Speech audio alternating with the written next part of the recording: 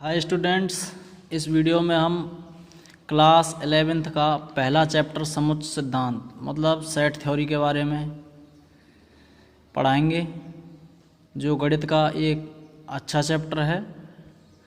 तो ध्यान से सुने। इस चैप्टर को पढ़ाने से पहले हम इसके इंट्रोडक्शन बताएंगे कि समुच्चय है क्या। सबसे पहले एक बात बताऊं, समुच्चय सिद्धांत का प्रतिपादन जर्मन गणितज्ञ जॉर्ज केंटर ने किया था। मतलब सबसे ज़्यादा जो विश्लेषण दिया था समुच्चय सिद्धांत के बारे में, सेट थ्योरी के बारे में, जर्मन गणितज्ञ थे जॉर्ज केंटर, उन्होंने दिया था। तो अब समुच्चय की परिभाषा सुनते हैं। समुच्चय की परिभाषा है क्या? समुच्चय की परिभाषा क्या है? वस्तुओं के सुपरिभाषित संग्रह को या समूह को समुच्चय कहते हैं। मतलब वस्तुओं का ऐसा संग्रह या समूह समुच्चय कहलाएगा जो ठीक तरीके से परिभाषित हो। मतलब उसकी जो डेफिनेशन है ठीक तरीके से दी गई हो, समुच्चय कहलाएगा। जैसे इसमें एग्जाम्पल दिया है, किसी कक्षा में विद्यार्थियों की संख्या। तो किसी कक्षा में विद्यार्थियों की संख्या कितनी है? जैसे 30 है, किसी में 40 है, किसी में 50 है। हम गिन सकते हैं, ठीक तरीके से बता सकते हैं। उसका जो हमें क्वेश्चन पूछा गया है कि किसी कक्षा में विद्यार्थियों की संख्या, या ऐसे पूछें 11th क्लास में विद्यार्थियों की संख्या कितनी, 30 है या 40 है, तो हम बता सकते हैं। तो ये क्या होगा? ये एक समुच्चय होगा। अगला है भारतवर्ष में राज्यों की संख्या। ये भी एक समुच्चय है। क्यों है समुच्चय? क्योंकि भारतवर्ष में पता है कि 28 राज्य हैं और 9 केंद्र शासित प्रदेश हैं, तो ये भी समुच्चय है। अगला पार्ट आता है कि विश्व में सबसे कमज़ोर 5 देशों की संख्या। तो ये समुच्चय नहीं है। क्यों नहीं है? क्योंकि यहाँ इसका कोई एक ऐसा स्केल नहीं है जिससे हम बता सकते हैं कि कौन सा देश कमज़ोर है। किस बेस पर है? पैसे के बेस पर है, या सेना के बेस पर है, या वहाँ की टेक्नोलॉजी के बेस पर है। तो ये इसका कोई एक अच्छा स्केल नहीं है, तो ये क्या है? एक समुच्चय नहीं होगा। अगला है जैसे किसी कक्षा में 5 कमज़ोर विद्यार्थियों की संख्या। अब हम ये कहने लग जाएंगे कि किसी कक्षा में 5 विद्यार्थी हैं और उन विद्यार्थियों के नाम बताओ जो कमज़ोर हैं। तो किस सब्जेक्ट में कमज़ोर हैं यहाँ ये भी नहीं बताया गया। अगर ये कहते कि अंग्रेजी में कमज़ोर तो बता देते, या गणित में कमज़ोर तो बता देते। तो यहाँ केवल इतना कहा गया 5 कमज़ोर विद्यार्थियों की संख्या। तो ये नहीं किया गया है कि कौन से सब्जेक्ट में कमज़ोर हैं, तो ये समुच्चय नहीं होगा।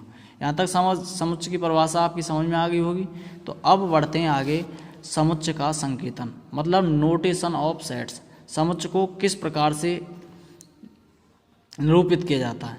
तो जैसे समुच्चय को प्राय अंग्रेजी वर्णमाला के बड़े अक्षरों से निरूपित किया जाता है। जैसे capital A, capital B, ... XYZ से डिनोट किया जाएगा। जैसे प्राकृतिक संख्याओं का समुच्चय उसे कैपिटल N से डिनोट करेंगे, कैपिटल N से। पूर्णांकों का समुच्चय है उसे Z से डिनोट कर सकते हैं, इसे I से भी डिनोट कर सकते हैं। परमेय संख्याओं का जो समुच्चय है उसे Q से डिनोट करते हैं, कैपिटल Q। धनात्मक पूर्णांकों का जो समुच्चय है उसे Z पॉजिटिव से डिनोट करेंगे, क्योंकि धनात्मक पूर्णांकों की बात की। पूर्णांकों को तो हम I से या Z से डिनोट करेंगे, लेकिन धनात्मक की बात की है तो Z पॉजिटिव लगा सकते हैं, I पॉजिटिव भी लगा सकते हैं। अगले में कह रहा है ऋणात्मक पूर्णांकों का समुच्चय।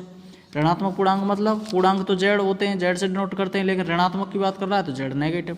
अगला कह रहा है धनात्मक परमेय संख्याओं का समुच्चय। तो मतलब परमेय संख्याओं का समुच्चय यहाँ बताया था Q से डिनोट करना है, लेकिन धनात्मक की बात कर रहा है तो Q पॉजिटिव से डिनोट कर दिया। अगला कह रहा है धनात्मक वास्तविक संख्याओं का समुच्चय।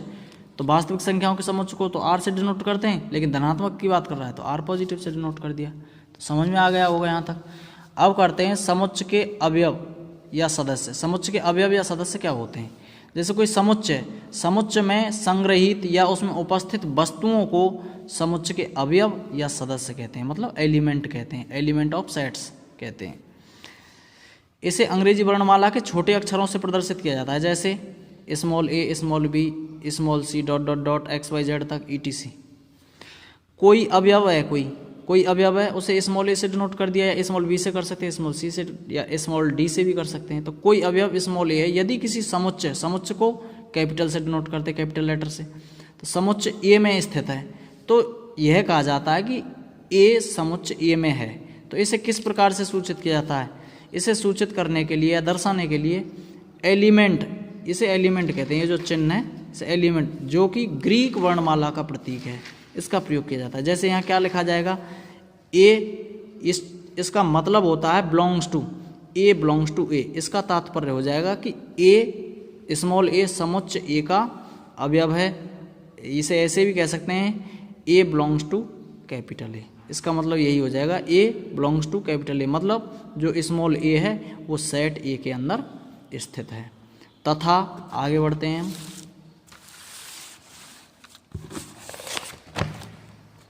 आगे क्या है, जैसे ये आ गया बी नॉट बिलोंग्स टू ए, ये जो चिन्ह होता है इसका मतलब होता है बिलोंग्स टू ए और इस चिन्ह का मतलब होता है नॉट बिलोंग्स टू ए।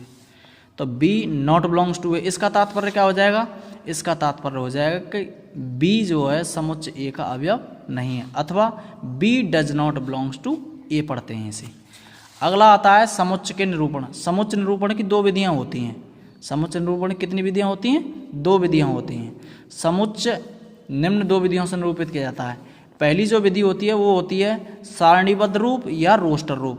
क्या, सारणीबद्ध रूप या रोस्टर रूप, इंग्लिश में क्या कहेंगे, टेबुलर फॉर्म और रोस्टर फॉर्म। दूसरी होती है समुच्चय निर्माण रूप या गुण विधि, इसे इंग्लिश में बोलेंगे सेट बिल्डर फॉर्म और कैरेक्टरिस्टिक मेथड।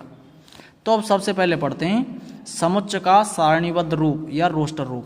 समुच्चय का सारणीबद्ध रूप और या रोस्टर रूप क्या होता है उसके बारे में देखते हैं।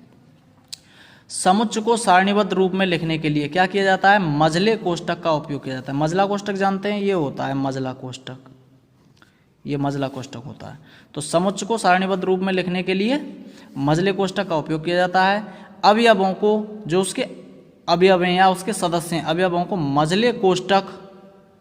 मझले कोष्ठक में एक दूसरे से अर्धविराम, अर्धविराम मतलब ये कॉमा, ये जो चिन्ह होता है ये अर्धविराम द्वारा पृथक किया जाता है, तथा किसी अवयव को दोबारा नहीं लिखा जाता है। जैसे यहाँ दे दिया है। अब इसे समुच्चय को सारणीबद्ध रूप में कैसे लिखेंगे, जैसे यदि संख्या 3 के सभी गुणकों को जो कि 20 से कम है सारणीबद्ध रूप में लिखना है, तो सारणीबद्ध रूप में कैसे लिखेंगे, मझला कोष्ठक लिख लिया, 3,6, 3 के गुणक की बात कर रहा है जो 20 से कम है, 3 एकम 3, 3 दूनी 6, 3 तिया 9, 3 चौक 12, 3 पंजे 15, 3 चिंग 18, 3 सत्ते 21 नहीं लिखेंगे यहाँ, क्योंकि उसने कह दिया है कि 20 से कम द्वारा प्रदर्शित किया जाएगा। तो ये कौन सा फॉर्म हो जाएगी इसकी, रोस्टर फॉर्म या सारणीबद्ध रूप।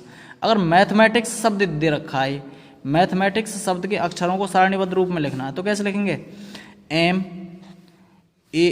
Comma A comma T comma H comma E. अब फिर एम आ गया है, अब एम को दोबारा नहीं लिखेंगे क्योंकि यहाँ पहले लिख दिया है ऐसे, ना ए को लिखेंगे क्योंकि ए को भी लिख दिया है, टी को भी नहीं लिखेंगे क्योंकि टी को भी लिख दिया है, फिर आई को लिखेंगे, आई इससे पहले नहीं लिखा, आई सी एस मझला कोष्ठक बंद, ये इसका रोस्टर फॉर्म होगा। रोस्टर रूप में अवयवों का कोई भी क्रम नहीं होता है, इनको आगे पीछे भी लिख सकते हैं हमने लिखा है यहाँ MATHEICS लिखा है, हम इसे आगे पीछे इनके क्रमों को बदल सकते हैं। जैसे 1 2 3 है, 1 2 3 को हम क्या लिख सकते हैं, 3,2,1 लिख सकते हैं, दोनों एक ही समुच्चय हैं। यहाँ तक समझ में आ गया होगा। आगे बढ़ते हैं समुच्चय निर्माण रूप या गुण विधि, इनकी इंग्लिश मैंने वहाँ लिख दी है। समुच्चय निर्माण रूप का मतलब होता है set builder form, set builder method. इसमें क्या किया जाता है, इसमें उसके गुण का प्रयोग किया जाता है, जैसे इसी वजह से इसे गुण विधि कहते हैं। जैसे समुच्चय निर्माण रूप में सभी अवयवों को एक स्वेच्छ चर द्वारा प्रदर्शित किया जाता है। सामान्यतः स्वेच्छ चर को small x, small y, small z आदि से प्रदर्शित करते हैं। स्वेच्छ चर को मझले कोष्ठक में लिखने के बाद, जैसे स्वेच्छ चर है कोई लिया हमने, y ले सकते हैं, x ले सकते हैं, x ऐसे ये चिन्ह लगाएंगे, इसको बोलते हैं x सच दैट, तो ये कॉलन का चिन्ह का प्रयोग करते हैं। फिर सभी अवयवों के सर्वनिष्ठ, सर्वनिष्ठ मतलब उभयनिष्ठ या कॉमन गुणधर्म को लिखते हैं, फिर कोष्ठक को बंद कर देते हैं। अब इसके एग्जाम्पल के बारे में बताते हैं।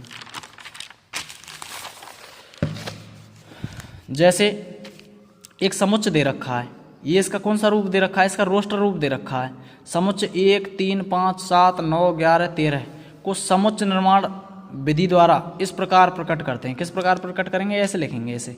इस सेट को ये कौन सी फॉर्म में है, ये रोस्टर फॉर्म में या सारणीबद्ध रूप में। अब इसे कौन से रूप में लिखना है, समुच्चय निर्माण विधि में या गुण विधि में, तो इसे ऐसे लिखते हैं x सच दैट x। अब यहाँ गुण देखेंगे कौन सा गुण लग रहा है, 1 3 5 7 9 11 13 क्या है, ये विषम संख्या है, विषम संख्या है, तो लिख देंगे x सच दैट x एक विषम संख्या। और विषम संख्या कैसी है, ये 1 से बड़ी हैं और 13 से छोटी हैं, तो यहाँ लिख देंगे x is greater than equals to 1 and less than equals to 13, मतलब x का मान 1 से बड़ा या बराबर है और 13 से छोटा या उसके बराबर है। या ऐसे भी लिख सकते हैं x सच दैट x एक विषम संख्या है जो 1 से 13 तक है, यहाँ भी इस गुण का प्रयोग कर दिया। यहाँ ऐसे भी लिख सकते हैं, तीनों एक ही बात हैं। x such that x is greater than equal to 1 and less than equal to 13, जहाँ x क्या है, एक विषम संख्या है। ये हो गई कौन सी विधि, समुच्चय निर्माण विधि या गुण विधि। अब एक और एग्जाम्पल लेते हैं, समुच्चय 2 4 6 8 को समुच्चय निर्माण रूप में लिखना। अब यहाँ देख रहे हैं इनमें कौन सा गुण लग रहा है, 2 4 6 8 क्या है, सम संख्या है। और या फिर ऐसे भी लिख सकते हैं 2 का गुणक है जो कि 8 या 8 के बराबर है, या 8 या 8 से छोटा है। तो निम्न प्रकार से लिखा जाएगा। ऐसे कैसे लिखा जाएगा, ए बराबर, यहाँ भी कोई सेट दे सकते हैं, सपोज दैट एस दे दिया या टी दे दो, कोई कुछ भी दे सकते हैं।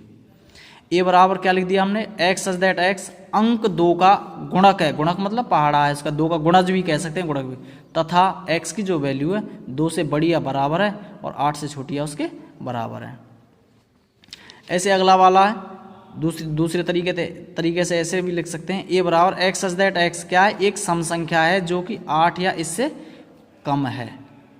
तो यहाँ तक समझ में आ गया होगा। आज मैंने इंट्रोडक्शन पूरा करा दिया है। अगर आपको हमारी वीडियो अच्छी लगी हो तो हमारी वीडियो को लाइक करें, चैनल को सब्सक्राइब ज़रूर करें और इसमें एक घंटी का चिन्ह होगा उसे ज़रूर दबाएं, जिससे आपको आने वाली वीडियोज़ का नोटिफिकेशन मिलता रहे। और वीडियोज़ को ज़्यादा से ज़्यादा ग्रुपों में शेयर किया करें, ठीक है। सब्सक्राइब करें, धन्यवाद।